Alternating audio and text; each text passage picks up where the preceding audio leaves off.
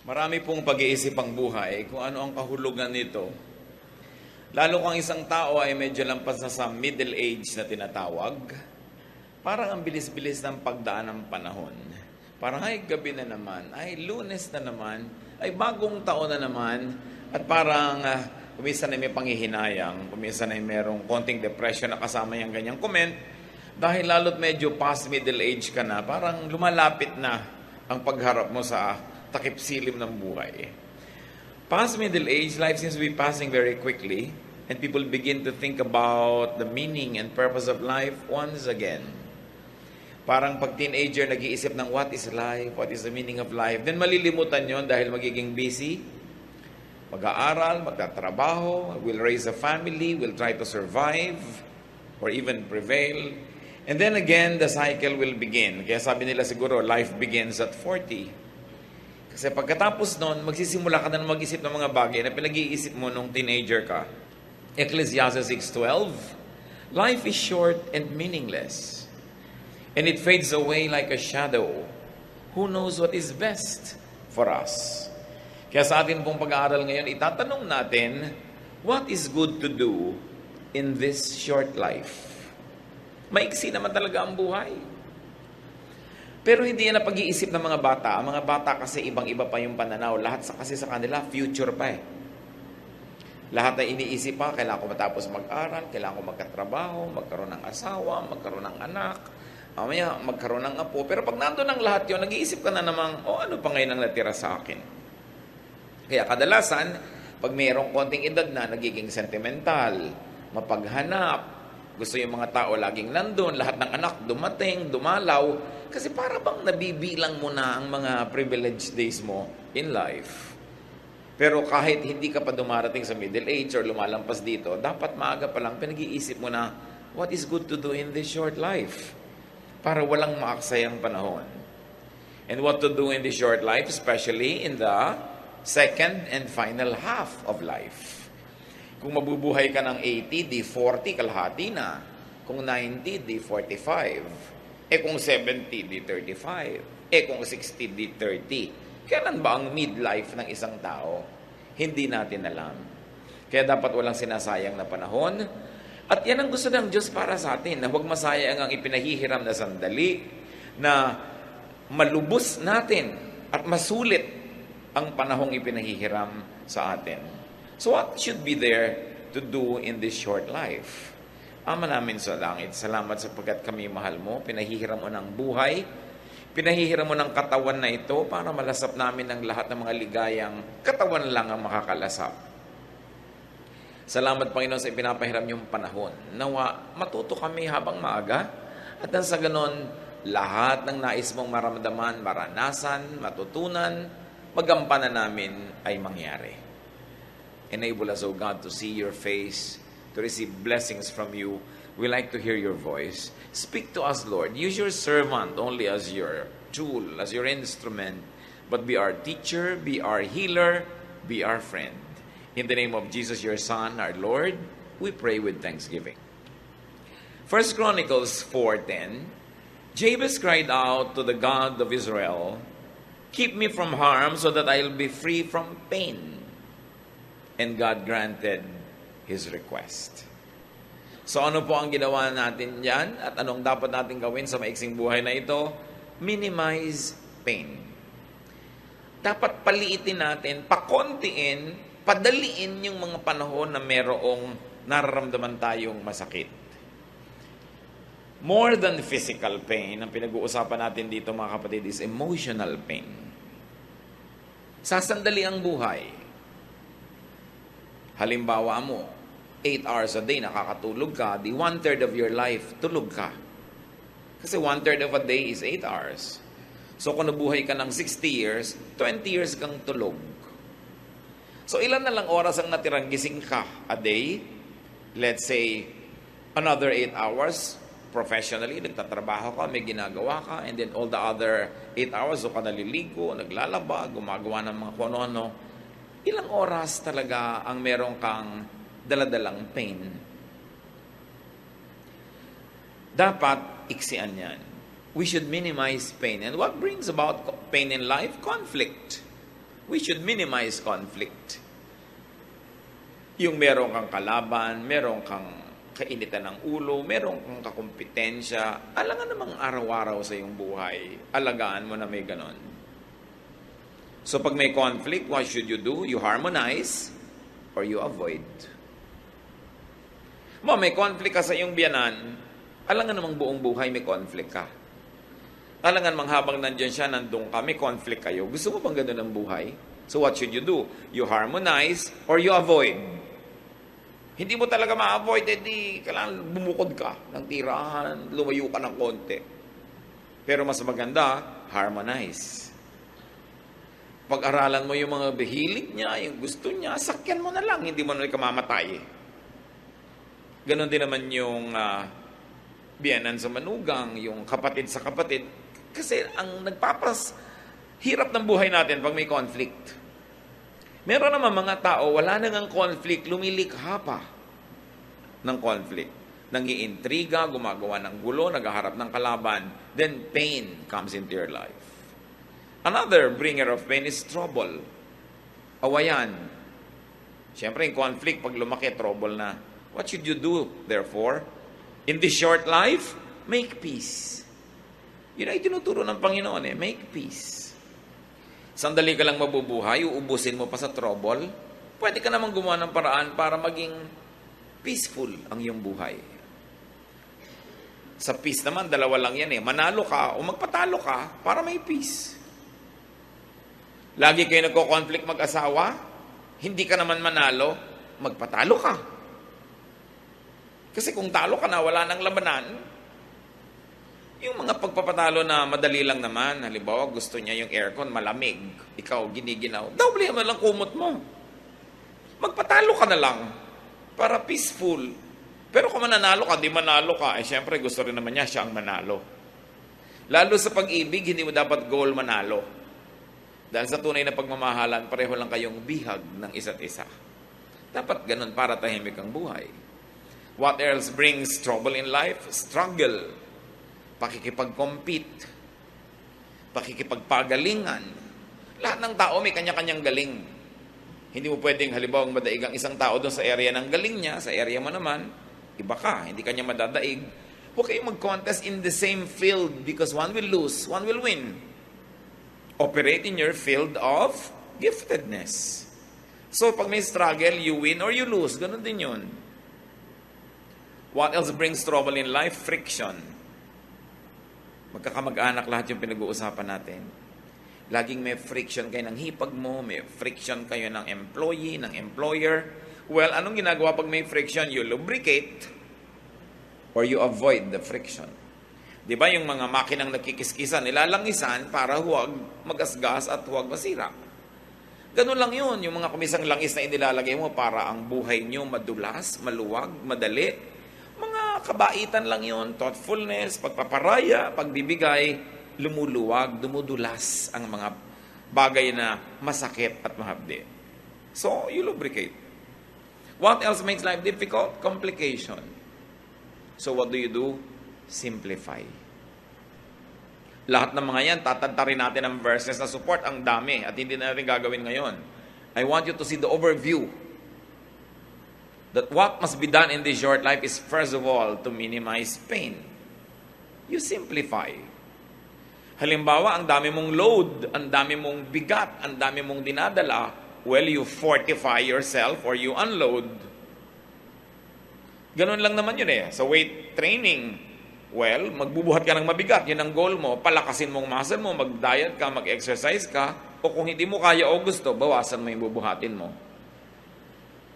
Nahihirapan ka sa buhay dahil ang dami mong hinuhulugan, di bawasan mo ang hinuhulugan mo, ihulog mo yung iba. Nahihirapan ka dahil ang dami mong role na pinapapel sa buhay, magbawas-bawas ka. Operate only in areas where you are gifted para mas madali. Kasi kung gifted ka doon, madali yung para sa'yo, kahit mahirap para sa iba. Ang ano karaming binubuhat nyo na hindi nyo naman dapat buhatin. Hindi naman kailangan gawin. Kayo mag-isip niyan mga kapatid kasi marami tayong dala na hindi naman kailangang dinadala. Isa pa, pressure. Ang daming pressure sa buhay. Dalawa lang pwede mong gawin. You yield or you avoid the pressure. Magpa-press ka nga sa pressure o umiwas ka. Remove or avoid your cause of pain. Physical pain, isa yung problema. That's why we try to be healthy. We try to live a balanced life para mabawasan natin yung pain or ma-avoid. Emotional pain, halimbawa. Spiritual pain. Pag alam mong lumalabag ka sa kalooban ng Diyos, hindi ka mapakali, may guilt feelings ka, ba't ka lumalabag? Di sumunod ka na lang, mahirap pong sumunod. Di ba nahihirapan ka rin naman sumuway? Pareho lang mahirap. Di doon ka na sa pagsunod, wala ka pang guilt. Nagigilty ka pala, hindi ka mapakali. Pastor, binabagabag po ako ng konsyensya ko dahil meron po akong affair. Di tanggalin mo. Alam mo palang nababagabag ka eh. Simplify life para mabawasan yung pain. So you remove or avoid the cause of pain or desensitize yourself to pain. Bakit tayo may mga kalyo na tinatanggal nila pag nagpapa-foot spa ka? Kaya kami kalyo dahil laging gumagasgas yung sapatos, may conflict, di ba? Merong friction. Yung sinusuot mo sa paa at saka yung paa mo. So sa area na laging may kiskisan, may friction, yung paa mo gumagawa ng paraan para huwag masaktan. Naglalagay ng kalyo. Tapos tatanggalin mo pag nagpa-foot spa ka, di masakit uli. Hayaan mo marami kang kalyo para di ka masaktan. Kita mo yung mga tao makakapal ang paa, nakatapak na ng thumbtacks, di pa nalalaman. Ang kapal ng paa eh. Kaya kailangan sa buhay mga kapatid, kung minsan kinakapal-kapalan mo. Medyo makapal-kapal ang mukha natin para hindi tayo laging nahihiya. Kinakapal-kapalan mo ang sikmura mo para marami kang pwedeng kainin na hindi nasisira yan. Physically, emotionally, and spiritually. Huwag kang masyadong maramdamin. No? Palanghingi ka naman, hindi mo naman maiwasang hindi humingi dahil wala ka naman talaga at hingi ka ng hingi. Kapalan mo na ng konti. Hindi yung pag napagalitan ka, nagdaramdam ka pa, pero tinatanggap mo rin naman. Learn to adjust. To minimize your pain and your sorrow. Kaya tayo pag inooperahan, nilalagyan ng pampamanhid para hindi tayo masaktan. Hindi laging mabuting maging manhid. Pero pag walang gawa ka na dahil talaga namang may pain, nakakatulong maging manhid din.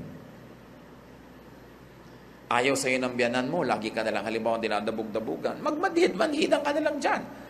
Wala ka namang magawa, ginagawa mo na lahat para magustuhan ka niya. Nagmamano ka, ayaw iabot yung kamay, mahali ka, iniiwas yung mukha. Lagi mo pa rin gawin. Problema na niya yung kaya niyang tanggapin. Pero ikaw, ginagawa mo yung tama. Hindi mo dapat laging ipagdamdam na hindi ka gusto ng mundo. Kung minsan hindi naman dahil hindi ka kagusto-gusto, kundi talagang hindi magugustuhin yung tao na yun. Problema niya yun. Dapat medyo tinitibay-tibayan ng dibdib. Kaya ang bata dapat tinitrain eh. Sabi nga ni Balagtas, ang laki sa tuway walang pagtitiis. No? Daging maramdamin. So, what do you do with pain? Minimize pain. Ano mga pain nyo sa buhay na dala-dala ngayon mga kapatid? Siguro naman umaandar na imagination nyo habang nag-uusap tayo dito. Minimize them. Paliitin nyo. Huwag nyong malakihin. Kasi kung minsan iniisip mo pa lang yung problema, minamalaki mo na. Iniisip mo pa lang, imagination mo pa lang na hindi ka gusto, minamalaki mo na, naman problema ka tuloy. So it's all in your mind. You've got to do something. Now, what to do in this short life? If you're going to minimize pain, meron ka naman dapat i-maximize pleasure and happiness. Yan naman ang palakihin mo. Paliitin mo yung mga masakit at palakihin mo yung masarap. Yung nakakapagpasaya, yung nagbibigay sa'yo ng kasiyahan. Ecclesiastes 5:18-19, this is what I have observed to be good. It is appropriate for a person to eat, to drink, and to find satisfaction in their toilsome labor under the sun during the few days of life God has given them. For this is their lot. Moreover, when God gives someone wealth and possessions and the ability to enjoy them, to accept their lot and be happy in their toil, this is a gift of God. So may makakain ka, kainin mo ng buong saya. Meron kang masarap na inumin, inumin mo. Meron kang ginagawa, enjoyin mo ang bunga nun. Hindi trabaho ka lang ng trabaho, tapos tipid ng tipid ng tipid ng tipid. Kailangan enjoyin mo yung bunga ng iyong trabaho. At meron pang isa, dahil ka naman laging dapat magtrabaho, enjoyin mo yung trabaho mo. Paano naman po ako mag-e-enjoy? Ako'y taga-abot ng ticket sa toll gate, humaba na nga po yung kanang kamay ko. O yung kaliwa. O di enjoyin mo. Yun ay pang-abot mo ng mga prutas. Dahil humaba ang kaliwa mo, kaabot mo ng ticket. Sabi ko, mag-resign ka, huwag ka magtrabaho dyan. Hindi po pwede. Yung pala, hindi naman pwede. Di enjoyin mo. Marami kasing bagay, mga kapatid. Kung ayaw nyo, tanggalin nyo sa buhay nyo. Hindi nyo kayang tanggalin. Tapos reklamo kayo ng reklamo, pero nandun din, ang dapat nyong gawin, tanggapin nyo siya.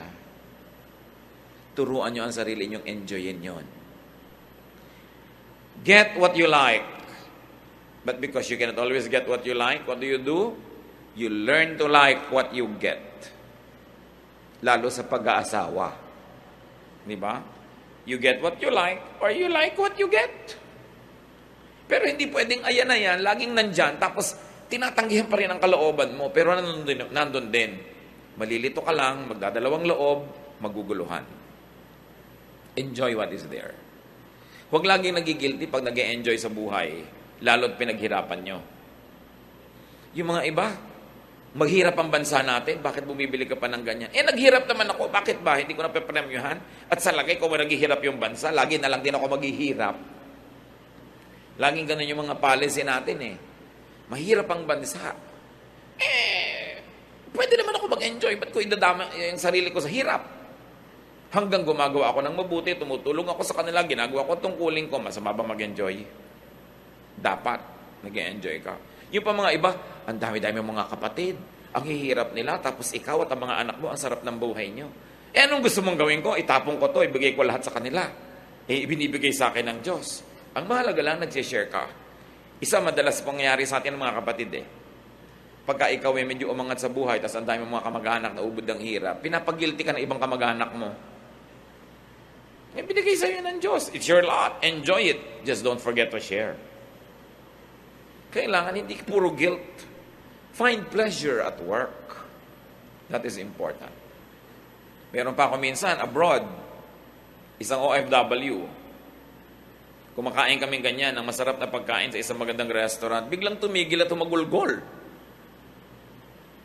Bakit ka umiyak? Ang sarap-sarap po na kinakain natin dito, tapos yung mga kamag-anak ko po sa Pilipinas, walang makakain. Ipadala mo dun yan. Gusto mo? Sabi ko. O tumigil kang kumain, dun ka. Dahil nawawalan kami ng gana. Alam niyo naman ako sa kaprangkahan, sinasabi ko talaga yun. O, gusto mo lumabas? Hindi po. Gusto mo ipadala? Hindi po. Di kainin mo! Kaharap mo na yung pagkain, drama ka pa ng drama dyan. Sa palagay mo ba, kung hindi ka kumain ngayon, mabubusog sila doon? Binibigyan ka, enjoy it. Just don't forget to be good and to share. Yan lang lagi ang pang-balance noon. Nagtatrabaho ka naman, naghihirap ka. At sa lagay, papatayin mo yung sarili mo dahil lang may mga taong nagugutom. Kailangan marunong ka nun kasi ang Diyos, binibigyan ka ng grasya. Pag binigyan ka, gusto niya enjoyin mo Ikinatutuwa yan ng Diyos. Sabi sa Ecclesiastes 5:18, to find satisfaction in their toilsome labor. This is what people should do. How else do you maximize pleasure and happiness? Do what is pleasurable as long as you know na hindi ka napapasama. Hindi ka gumagawa ng masama, hindi ka nalalayo sa Diyos, nagpapasarap sa buhay mo, do it. Ba't ba tayo pinahiram ng Diyos ng katawan? Para parusahan? No. Espiritu tayo, pinahiram tayo ng katawan, suot mo lang yan sandali, tapos tatanggalin na uli yan, kaya habang suot mo yan, dapat ma-enjoy mo yung ine-enjoy ng katawan. Hindi kalaban ng espiritualidad, hindi kalaban ng pagiging makadiyos ang katawan. Diyos ang nagbigay ng katawan. So, binigyan ka ng mata para makakita. Di tumingin ka ng magagandang bagay, basta't hindi mo ninanakaw. Binigyan ka ng dila para tumikim ng masasarap na lasa, pasarapin mo. Yung iba, dapat ikulong o kaya barilin sa luneta. Kasi gumagawa sila ng krimen. Alam nyo anong krimen? Hindi sila masarap magluto. Hindi sila magandang maghain. They are not doing justice to food.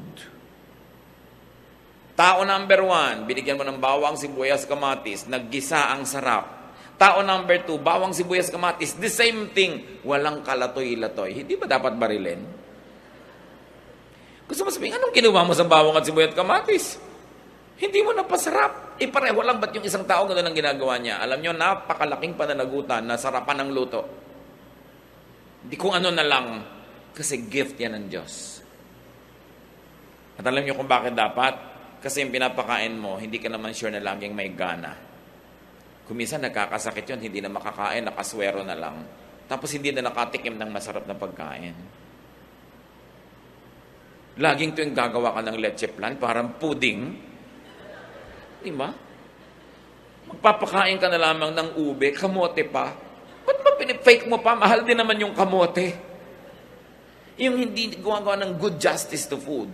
Maghahain ka, gulo-gulo. May 3 tuyo nagka-cross-cross doon sa table. Eh di, ilinya mo sila, lagyan mo ng konting kamatis, konting bulaklak. Sumasaya yung buhay. Dapat pinapasaya mo. Sasabihin pa ng ibang kamag-anak, ang arte-arte mo naman. Kung gusto mo pa, magandang baso. Hindi nila naintindihan ang ibig nila sabihin nun. Dahil ang Diyos maarte. Pag tinignan yung hinihingi niya mga kurtina sa templo, mga furniture, gusto niya maganda. Because God is God of beauty. So you beautify your table. You make your food delicious and nice. Pinagtitimpla-timpla mo yung kinakain mo, gagastosan mo rin lang eh. You should do what is pleasurable. Find pleasure in what must be done instead of it being just a chore. So you maximize pleasure and happiness. And we go to the third point in what we should do in this short life. Do good. Maiksi lang ang panahon. Sandali ka lang pwedeng gumawa ng mabuti. Hindi lahat ng taong mahirap ngayon, mahirap bukas. Habang mahirap sila, tulungan mo na. Malay mo naman makaaho na sila dyan, hindi mo na kailangan tulungan later pa. Yung kailangan mong tulungan mo na ngayon kasi hindi naman laging mangangailangan yan. Sabi na nga nila, people need help in the beginning and at the end. So sa simula, tutulungan mo. Doing good gives mystical pleasure. May saya na hindi maintindihan ang taong nagbibigay ng bukal sa loob. Ito ang saya na hindi mararanasan ng mararamot. Hindi nila alam yung saya. Na mayroong bahagi ng iyong kaluluwang nakikiliti ng pagbibigay. At yung hindi marunong magbigay, hindi alam yung kiliti na yun. Hindi nila yung nararanasan. Doing good pleases God who can bless you. Lahat ng blessing na darating sa buhay mo, sa Diyos lang naman pwede manggaling. Pag nagbibigay ka at mabuti ka sa kapwa, natutuwa sa iyo Diyos, di siya magbe-bless sa iyo. Kaya masarap gumawa ng mabuti. And doing good pleases the spirit and the conscience. Kung minsan, meron sa ating nagdadamot-damutan, hindi naman talaga maramot. Anong ibig ko sabihin? Tinitikis yung pangangailangan ng kapwa, pero matapos nyo naman tikisin, nagigilty kayo, masama rin ang loob nyo, hindi kayo talaga maramot. Kasi yung talagang maramot, wala namang mararamdaman yun. Pag may nararamdaman kayong gano'n mga kapatid, huwag nyo tikisin yung kabutihan ng loob nyo. Sundin nyo. Gumawa kayo ng mabuti. Kayo rin ang sasaya. Matutuwa pa ang Diyos, nakatulong pa kayo sa kapwa. And doing good gives you a savings feeling. Pag may ginawa ka ng mabuti, ang pakiramdam mo, para ka nagdeposito sa bangko. Pero pag kaya mong gawin, di mo ginawa, ang feeling mo parang may darating na parusa sa'yo. Bakit ka mabubuhay na may ganung feeling na negative? Pwede ka namang mabuhay na positive yung feeling na meron kang dineposit. At ang totoo nun, may dineposit ka talaga. Meron pang isang maganda. Dahil alam nating lahat tayo ay haharap sa Diyos, doing good makes facing God an anticipated pleasure. Pagtadtad ng kabutihan ng buhay mo, hindi ka natatakot humarap sa Diyos. Excited ka pa nga dahil may awarding ceremony. Dahil alam nating marunong maggantimpala ang Diyos. Ngayon, pag hindi ka gumagawa ng dapat mong gawing mabuti, halos natatakot kang humarap sa Diyos. Kaya lalang nagiging doble ang takot sa kamatayan. Dahil may paghuhukom. Matthew 16:27, The Son of Man will soon come in the glory of His Father and with His angels to reward all people for what they have done. Ang gantimpala ng Diyos ay para sa ating ginawa. So dapat gumagawa ka ng mabuti. Naglilingkod ka sa kapwa. Naglilingkod ka sa kaharian ng Diyos. Dahil alam mong walang sayang. May gantimpala. Sasandali ang oras natin para mag-ipon ng mga kayamanan sa langit. Huwag tayong magsasayang ng panahon. Dapat araw-araw, linggo-linggo, buwan-buwan, taon-taon, merong nadagdag tayong kayamanan doon sa langit. Revelation 20:12, I also saw all the dead people standing in front of that throne. Every one of them was there, no matter who they had once been. Several books were opened, and then the book of life was opened. The dead were judged by what those books said they had done. So ang magiging halaga mo doon sa walang hanggan ay yung nagawa mo dito sa lupa na may hangganan. May limitasyon, may bilang, konti lang ang panahon. Hindi dapat nasasayang. Kasi ang magiging halaga mo doon sa eternal life, sa eternity, yung performance mo dito. Siyempre, yung kulang sa performance natin, pinupuno ng Panginoon, lalo yung para ka maligtas, hugasan ang mga kasalanan mo, kahit ano naman gawin natin, hindi natin lubos magagawa yun. Kaya meron tayong tagapagligtas, si Jesus. Pag tinanggap mo siya sa iyong buhay, yung kulang sa iyo, ilalagay niya para ka mapuno, maligtas. Pero kaligtasan ang sinasagot ni Jesus, hindi service, hindi ministry. Ikaw ang gagawa nun. Believing in the Lord Jesus Christ and accepting Him into your life saves you. But after salvation, after you have accepted Jesus as Savior, then you have to follow Him as Lord. That means, susunod ka, maglilingkod ka. Bawat araw na ipinahihiram, binibigyan tayo ng pagkakataong mag-impok ng kayamanan sa langit. Dapat, hindi nasasayang. At habang gumagawa tayo ng mabuti, yung iba naman may nalilimutan. Kaya paalalahanan natin, do not forget to do and do not neglect doing good to yourself. Kasali ka, kapatid, sa gagawan mo rin ng mabuti.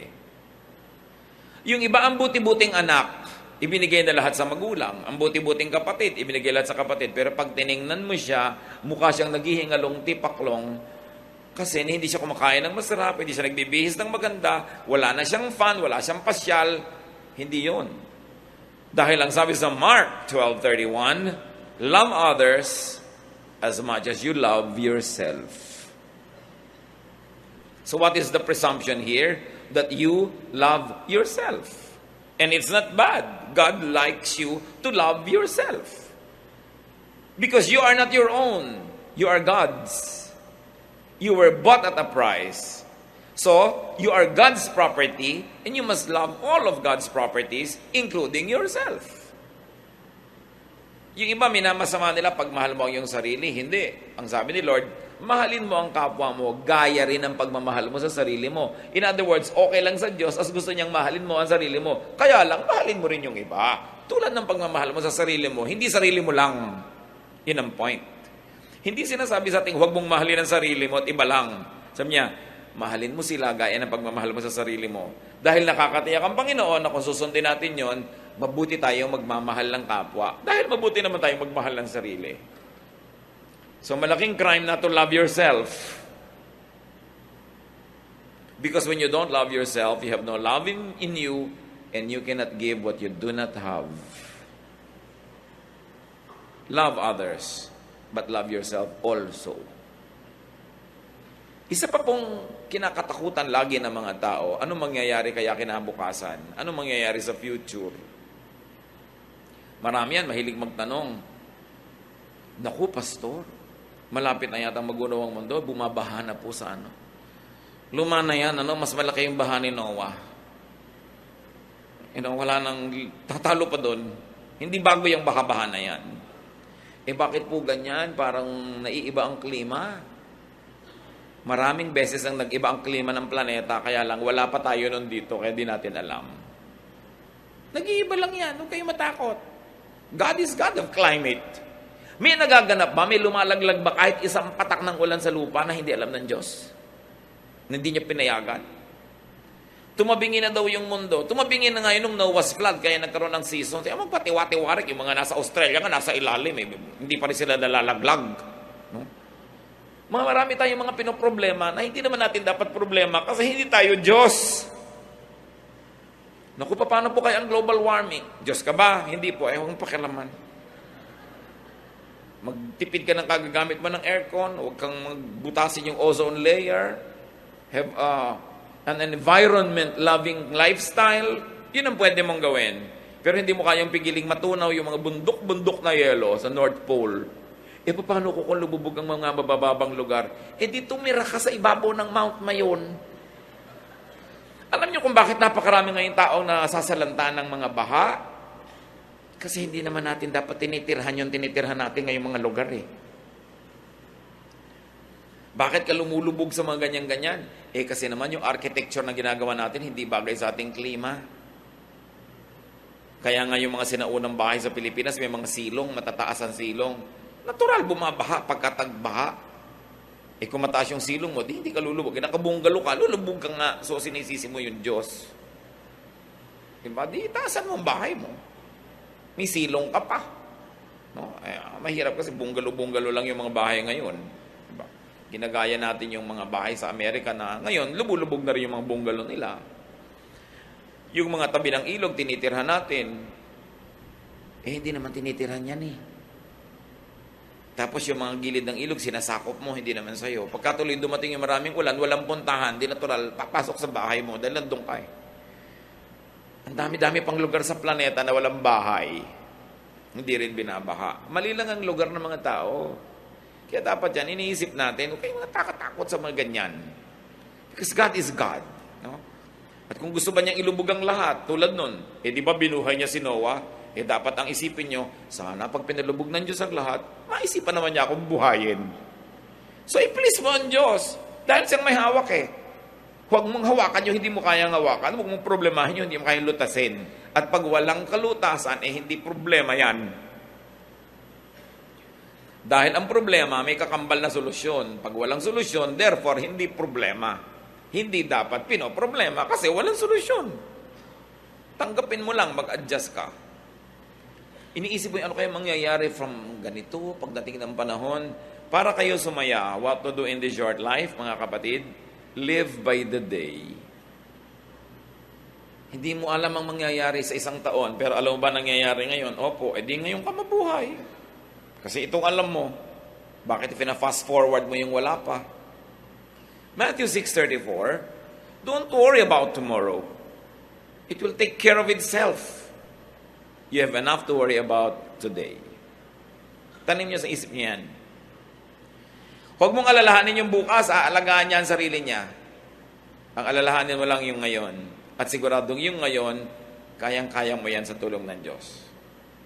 Nanghihina lang ang loob mo kasi yung mga darating pa, sinosolve mo na ngayon. Pag nating niya, tsaka mo solven.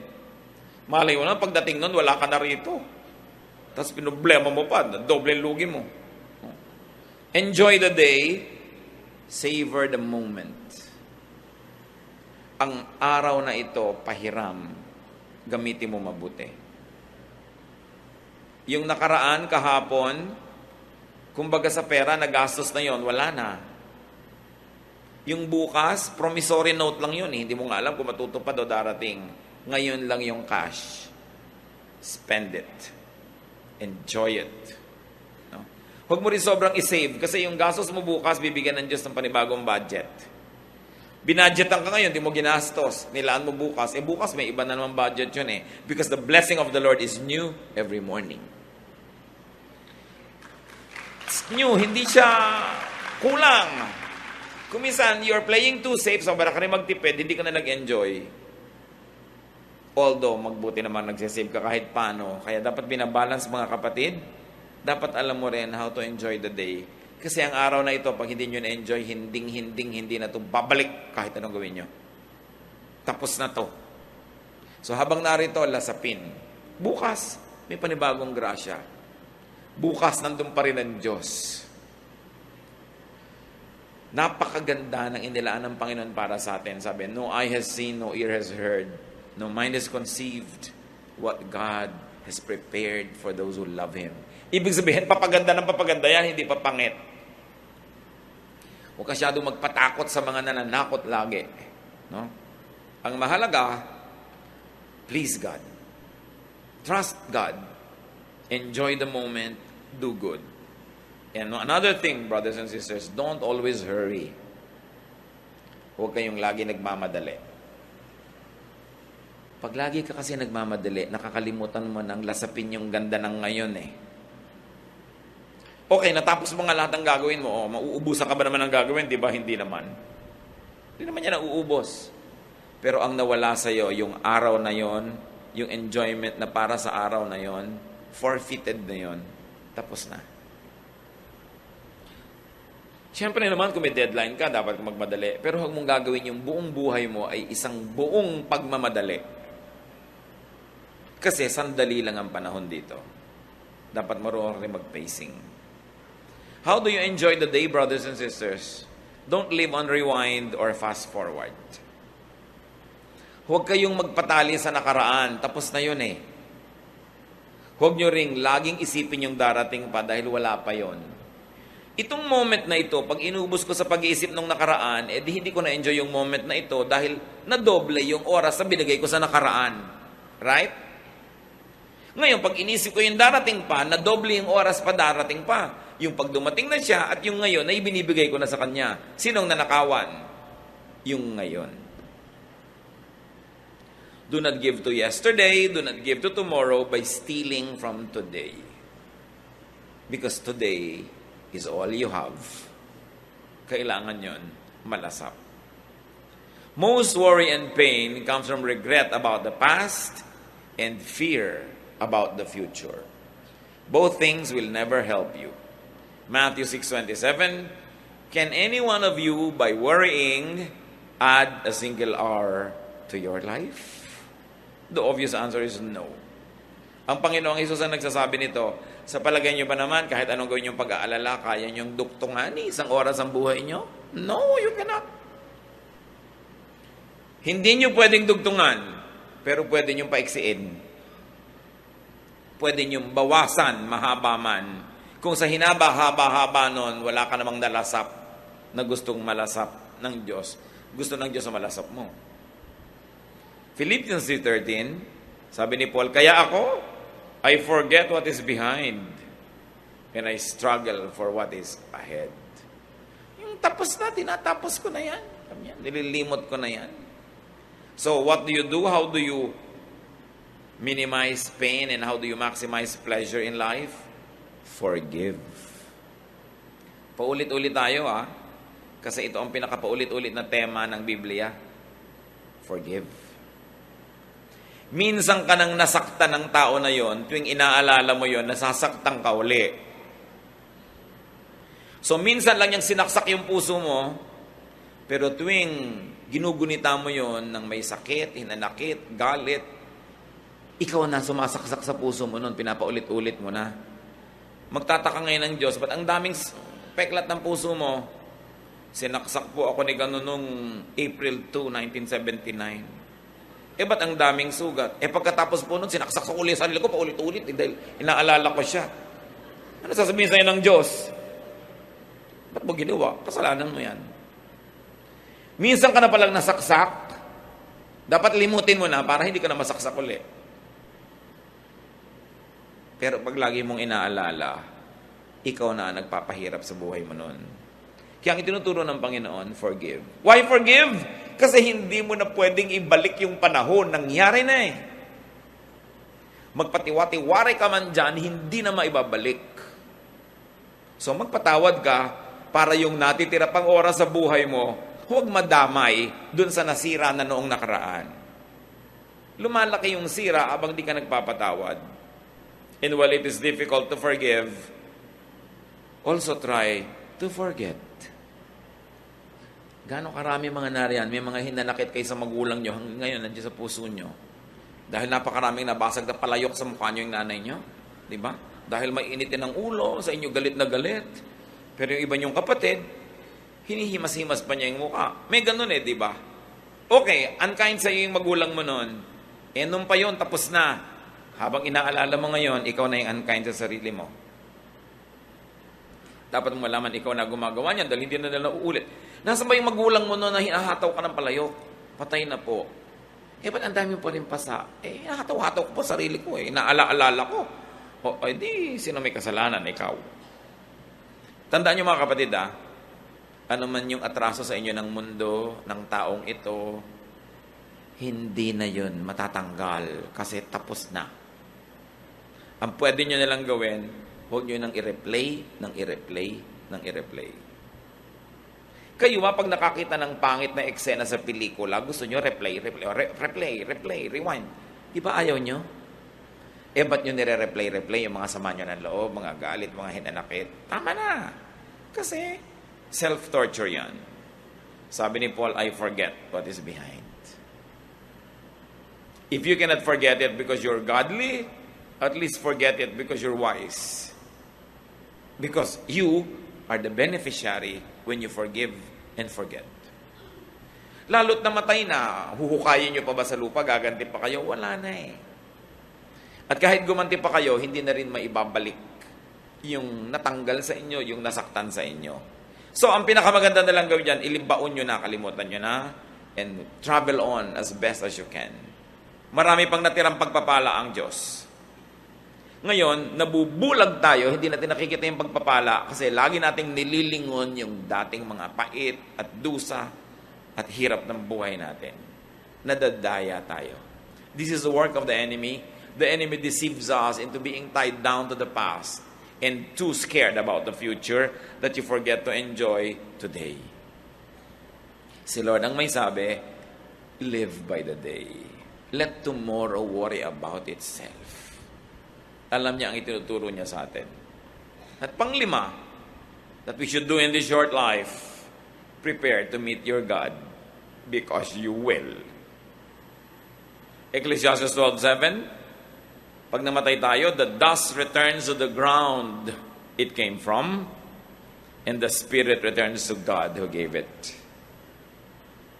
Yan ang sure. Hindi tayo sure tungkol dyan sa mga mangyayari sa mga planeta, pero may isang sure, you will meet your God. So prepare for it. That's why you do good. Kung ano man yung good na yon, kayo mag-define sa buhay nyo. Kasi alam nyo rin what is bad. Do good. Make peace with God. Banggain nyo na lahat, wag lang Diyos. Suwayin nyo na lahat, wag lang Diyos. Kalimutan nyo na lahat, wag lang Diyos. Yan ang pinakamalaking pagkakamali na pwede natin magawa. Make peace with God. Because when you are at peace with God, all else will follow. At kahit awayin ka ng mundo, kakampi mo naman ng Diyos, nakasandal ka, hindi lang sa pader, sa Diyos. Huwag kayong gagawa mga kapatid nung alam nyo na alam nyo ayaw ng Diyos sa ginagawa nyo. Tapos gagawin nyo pa rin. Para lang sa cheap thrill, para sa konting saya, mas ang laki ng pagdurusa mo. Lugi ka doon. Make peace with God. Because when you're at peace with God, you're at peace with yourself. So pag may ginagawa tayo, araw-araw mga kapatid, maliit man o malaki, itanong nyo yung 5 nating mga issues about what to do in this short life. Itanong mo, will this minimize pain? Naiinis ako sa biyanan ko. Uubusan ko siya ng ulam. No?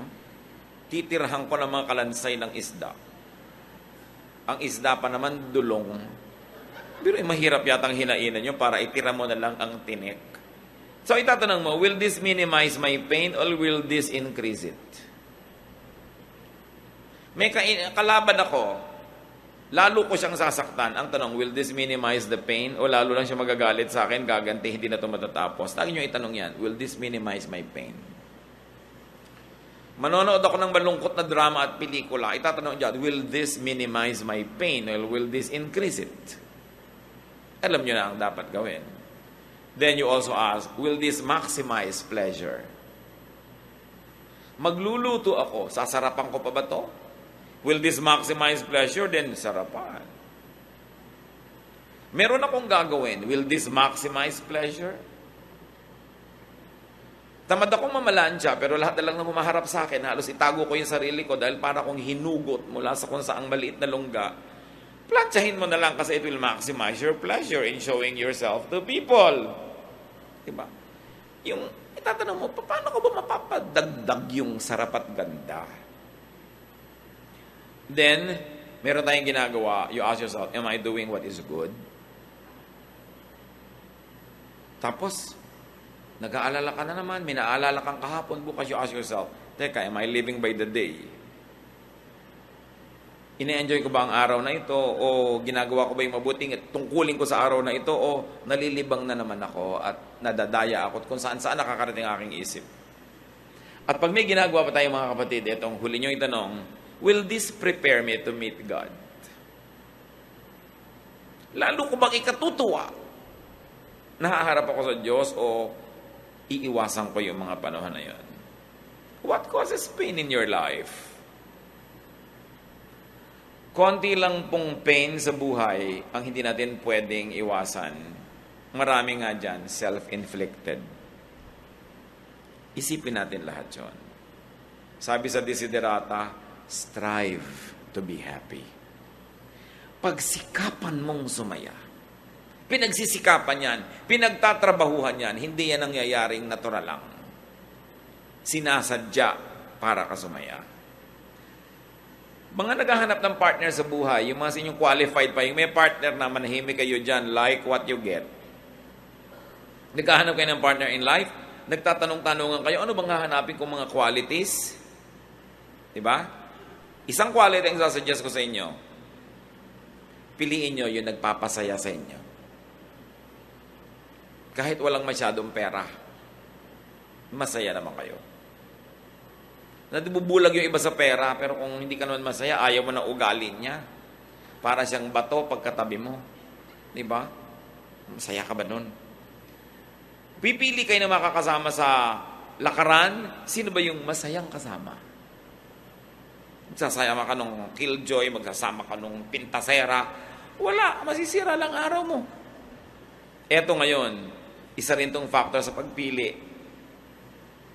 Mapapasaya ko ba siya? Baka iba hinahanap eh. Hindi ikaw yun. Hindi mo siya mapapasaya. Kahit napapasaya ka niya, pag hindi mo siya napasaya, mauubos din yung pagpapasaya niya sa'yo. Siyempre, alam ka namang hindi maubos. Kasi palitan yan eh. So sa pagpili, bigyan nyo ng malaking halaga yung masaya ba kayo sa taong ito. Hindi yung, naku, nag-aaral yan dentistry, sa dami ng bubunutin niyang ngipin, naku, kikita tayo. Hindi yon. Kasi kahit naman siya mahirap ngayon, hindi mo alam kung yayaman din yan eh. Yung mayaman, hindi ka naman sure kung maghihirap yan. So, hindi yun ang pagbabasihan mo. Hindi rin yung itsura. Malay nyo, huwag naman mangyari, nabusan ng kumukulong mantika. Naging mukhang parang chicharong bulaklak yung dating mukhang orchid niyang kutis. Eh kung yun lang yung kasiyahan mo, di nawala na. Pero yung ugali, madilim at maliwanag, yung ugali pareho yon. Kaya na po, sasaya ba ako sa ugali niya? At kung ngayon pa lang, meron kayong boyfriend, girlfriend, hindi naman kayo masaya sa ugali, at mukha namang walang senyales na magbabago ito, eh mag-isip-isip kayo. Alangan namang ubusin nyo ang isang buhay na ang kasama nyo, hindi kayo masaya. Iniisip yon. Sino ang magandang kasama? At maganda ba kayong kasama? Masaya ba kayong kasama? Alam nyo, dalawang bagay ang mahalaga sa buhay. Tanggalin natin yung mga religious kung ano-anong baggage. Dalawa. Dapat, masaya. Diba? At dapat magaan. Pag masaya kayo, magaan ang loob nyo, kahit daganan kayo ng bundok-bundok na problema, you will survive. At yun, nasa ugali. Tiyakin din natin yung ugali natin, ini-improve natin na tayo yung magaan kasama at masayang kasama. It is a ministry. Sa palagay nyo, ang Panginoong Jesus, bakit ang mga makasalanan, yung mga kung sino ang hilig sa kanyang sumama? Kasi kahit hindi siya nagko-compromise, kahit yung tama, laging tama, mali, laging mali, pero magaan siya magdala. Hindi siya nakakasakal. Masarap siyang kasama. That's why he was a friend of sinners. Dapat gano'n din ang ating policy. Gaano karami pang araw, oras, linggo natitira sa atin mga kapatid na ipapahiram ng Diyos? Kung may nasayang na tayong marami nun, tigilan na natin yon. Let's maximize our happiness. Let's maximize the happiness of people around us. Maging agent of peace and happiness tayo. And let's minimize our sorrows. Ama namin, turuan mo kami maging marunong. Ma-identify namin yung nagpapalungkot na pwede naming alisin, nagpapahirap na pwedeng bawasan o buong-buong bunutin sa buhay namin. Malaman namin kung ano yung mga nagpapasaya, nagpapagaan, yun ang aming paramihin pa. Turuan mo kaming laging gumawa ng mabuti, makipagkasundo sa iyo at maging handa sa pagharap namin sa inyo. Magbulay-bulay tayo mga kapatid sa ilang saglit ng katahimikan. Ang gusto ng Panginoon sa atin isang buhay na maginhawa, masaya at tahimik. Let's ask the Lord to reveal to us our self-invented, self-manufactured, and self-inflicted pain. Lord, reveal yourself to us as we spend some time in silence. Speak to us.